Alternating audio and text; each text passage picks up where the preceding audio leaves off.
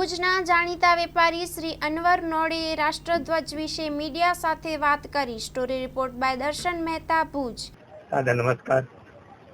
મારું નામ અનવર નોડે છે અને ખાસ કરીને તમને મને આપણે સૌને ખબર છે કે 2002થી હું એક નાનકડો કાર્ય કરી રહ્યો છું. 25મી જાન્યુઆરી અને 14મી ઓગસ્ટ એ મારા પર્વ એવા છે જે આપણે વિશેષ તરીકે ઉજવતા હોઈએ એ રીતે હું ઉજવું છું અને નાના નાના બાળકોને વારસો કરી રાષ્ટ્રધ્વજ, પુસ્તકો અને અલ્પાહાર આપું છું. ભુજની કોઈ પણ એક પ્રાથમિક શાળામાં જઈ આ બધે વિતરણ કરું છું. મને હર્ષ ને ખુશી થાય છે કે આ કાર્ય કરવામાં મને મોટિવેટ કરવામાં ઘણા માણસોનો હાથ છે અને મને વખતો વખત પ્રોત્સાહન આપે છે, આપ્યો છે અને આપશે.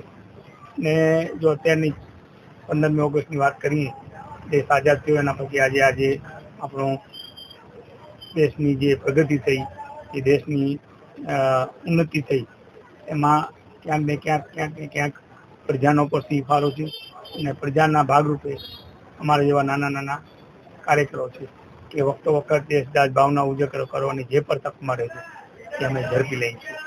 મારી જ વાત કરી તો આ મોટિવેટ કરવા માટે હું ઘણા સમયથી સ્કૂલમાં કોઈ પણ એક પ્રાથમિક શાળા જઈ ને ધ્વજ આપું છું. મેં અગાઉ પર કીધું ને આ ફેરે પણ મારો વિચાર હતો.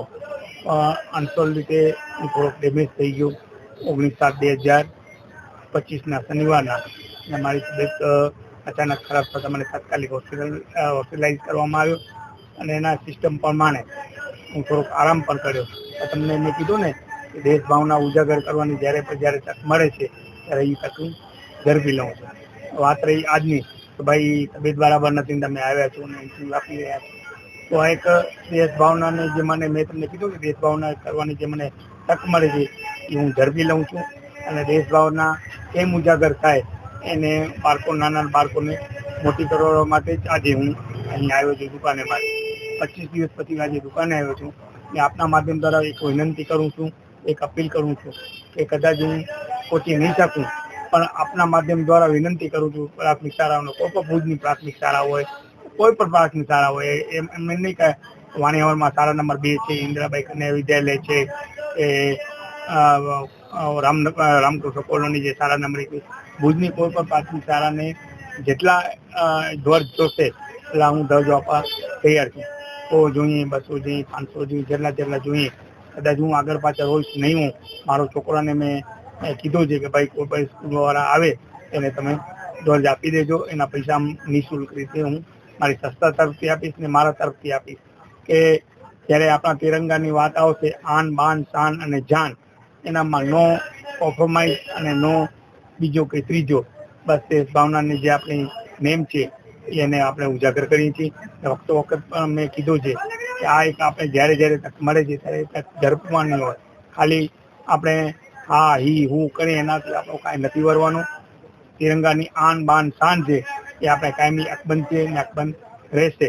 ને જે દેશની પ્રગતિ છે એ આપણે 110% એનો અમલ કરશું. ને જે પણ આપણો ધ્વજ છે એ કોઈ પણ એણે ન જાય તો કોઈ પણ એને ખરાબ રીતે આપણે એનો દુરુપયોગ ન થાય એવી આપણા માધ્યમ દ્વારા વિનંતી કરું છું. અને મને એક જે બિરુદ આપવામાં આવે ઝંડાવાળા કાકાનો, હું ખરેખર ખુશનસીબ છું કે કોઈ પણ એક નામ મળતો હોય એના પછી કંઈક ને કંઈક વિઝન હોય છે. એ વિઝન જે પણ મળ્યો છે હું 110% અમલ કરીશ. ને આપના માધ્યમ દ્વારા ફરી પાછો કહું છું, મારી તબિયત બરાબર નથી છતાં પણ હું આ અપીલ કરવા માટે અને કોઈ પણ બાળકોને કહું છું કે જેટલા તમને ધ્વજ જોશે એટલા હું મારા તરફથી આપીશ એવી મારી અપીલ અને વિનંતી છે. રોયલ સ્ટેશન વાણિયાવા નાકા, ભુજ, કચ્છ, અનવર નોડે કાકા.